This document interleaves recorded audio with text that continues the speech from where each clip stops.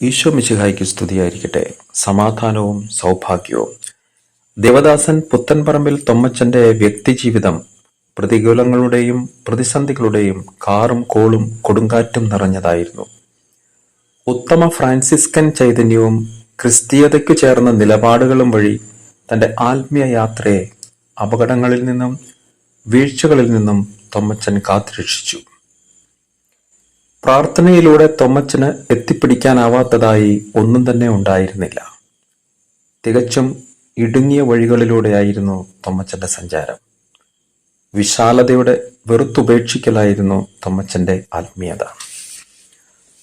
പ്രാർത്ഥനയിലൂടെ, പ്രത്യേകിച്ച് വിശുദ്ധ യോസേപ്പിതാവിന്റെ ശക്തമായ മാധ്യസ്ഥ്യത്തിലൂടെ തൊമ്മച്ചന്റെ ഒരു യാത്രക്കിടയിൽ കിട്ടിയ വലിയ സംരക്ഷണം എടുത്തു പറയേണ്ടതാണ്. തൊമ്മച്ചനും കൂട്ടനും 2 വള്ളങ്ങളിലായി പാലാഭാഗത്തെ ഒരു സമ്മേളനത്തിനായി പോവുകയായിരുന്നു. 1878 ജൂലൈ 19 സംഭവം. പാതിരാത്രിയിൽ വള്ളങ്ങൾ കായലിലൂടെ നീങ്ങിക്കൊണ്ടിരിക്കുകയായിരുന്നു. പെട്ടെന്ന് കാലാവസ്ഥ പ്രതികൂലമായി. കാറ്റിന്റെ ശക്തിയിൽ വള്ളങ്ങൾ 5 തവണ വട്ടം കറങ്ങി. അപകടം മുന്നിൽ കണ്ട നിമിഷം എല്ലാവരും ഭയപ്പെട്ട് നിലവിളിക്കാൻ തുടങ്ങി. തൊമ്മച്ചൻ സഭാഉത്തിരിയം കഴുത്തിലണിഞ്ഞ് പ്രാർത്ഥന ആരംഭിച്ചു. വിശുദ്ധ യോസേപ്പിതാവിനോടുള്ള മധ്യസ്ഥ പ്രാർത്ഥന നടത്തി. മാന്നാനത്തേക്ക് തീർത്ഥാടനം നടത്താമെന്ന് നേർച്ച നേരുകയും ചെയ്തു. പ്രാർത്ഥനയുടെ ശക്തിയാൽ കാറ്റ് അതിവേഗം ശമിച്ചു.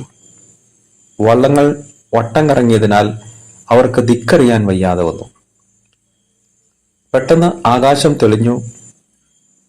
നക്ഷത്രങ്ങളുള്ള സ്ഥാനം നോക്കി അവർ ദിക്ക് നിർണയിക്കുകയും യാത്ര തുടരുകയും ചെയ്തു.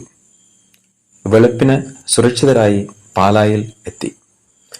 മോർ യോസേപ്പിതാവിന്റെ മധ്യസ്ഥതയിലാണ് അത്ഭുതം നടന്നതെന്ന് സാക്ഷ്യപ്പെടുത്തിയിരിക്കുന്നു.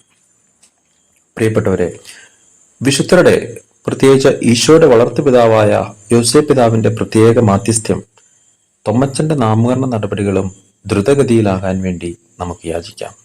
ദൈവം നമ്മെ എല്ലാവരെയും അനുഗ്രഹിക്കട്ടെ. ആമേൻ.